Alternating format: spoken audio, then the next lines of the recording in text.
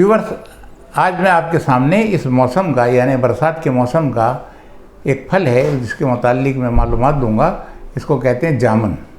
आपने देखा होगा कि इसका जो रंग होता है वो बैंगनी रंग का होता है और ये ओवल शेप में भी और राउंड शेप में भी, दोनों शेप में मिलता है। ऊपर बारीक सी इसके छिलका होता है, अंदर गुठली होती है। गुठली और छिलके के बीच में इसके अंदर पल्प होता है जो कि खट्टा मीठा होता है, जिसको हम स्वीट टार्ट बोलते हैं। और इसकी जो मिठास होती है वो फ्रक्टोज की वजह से होती है, जो कुदरत की मिठास होती है।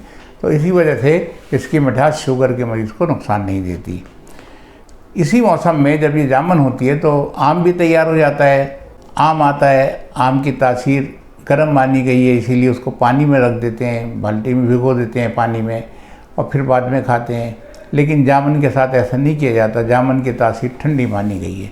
जो लोग आम का शौक़ करते हैं तो आम खाने के बाद थोड़ी जामुन ज़रूर खाते हैं। अब बात करते हैं पाई जाने वाली जो मदनियात हैं, जो विटामिन हैं। देखिए, इसमें आयरन भी है, विटामिन सी भी है, पोटेशियम भी है, सोडियम भी है और फाइबर भी है।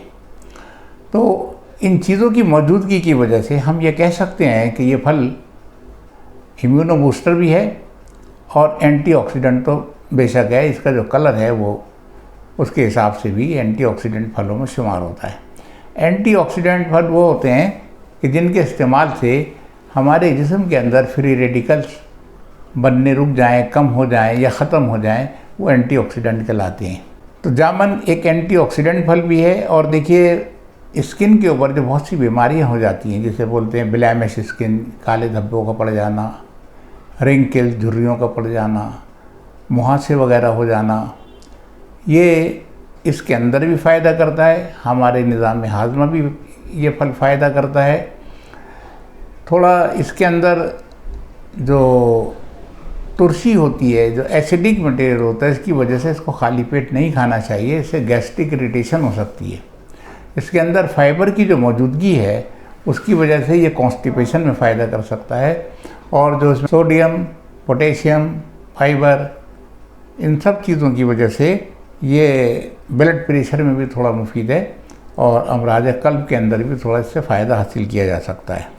जिन लोगों को बार बार प्यास लगती है या बार बार वो पेशाब के लिए जाते हैं, हाजित होती है, तो उसमें भी जामुन के इस्तेमाल से फ़र्क पड़ता है। दवा के तौर पे आप अगर गौर करें तो ये पूरा ही जो जामुन का दरख्त है या पत्ते हैं या जामुन के दरख्त की छाल है, ये सब इस्तेमाल की जाती है। इसकी बहुत सी प्रोप्राइटरी मेडिसिन भी मार्केट में अवेलेबल होती हैं, आयुर्वेदिक हो, यूनानी हो, और क्लासिकल मेडिसिन भी होती हैं जिसके अंदर जामुन की गुठली का इस्तेमाल किया जाता है, मगज़ खस्ता जामुन के नाम से। यानी कि कर्नेल जो इसकी गुठली होती है उसके ऊपर भी एक छिलका होता है, सूखने के बाद वो अलग हो जाता है। तो जो मगज़ होता है उसको डाला जाता है और दवाइयों के साथ, जैसे कि गुड़ मार बूटी है, शलाजीत वगैरह है, और चीज़ें हैं, फार्मूले बनाए जाते हैं और वो शुगर के मरीज़ को फ़ायदा करते हैं। इसकी और भी चीज़ें बनती हैं। देखिए, आपने देखा होगा जामुन का सिरका किचन वगैरह में काम में आता है। बहुत सी सलाद वगैरह बनाने में, चटनी बनाने में या अचार वगैरह बनाने में जामुन के सिरके का इस्तेमाल किया जाता है।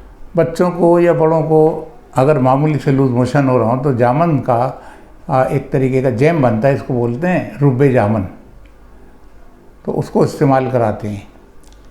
बहरहाल इसके इस्तेमाल में एहतियात ये रखनी है कि जब इसे इस्तेमाल करें खाली पेट ना करें, सुबह के टाइम खाली पेट ना करें, और जब इस्तेमाल किया जाए तो उसको या तो दोपहर को खानों के दरमियान सलाद के तौर पे या वैसे अलग शाम के टाइम खा सकते हैं।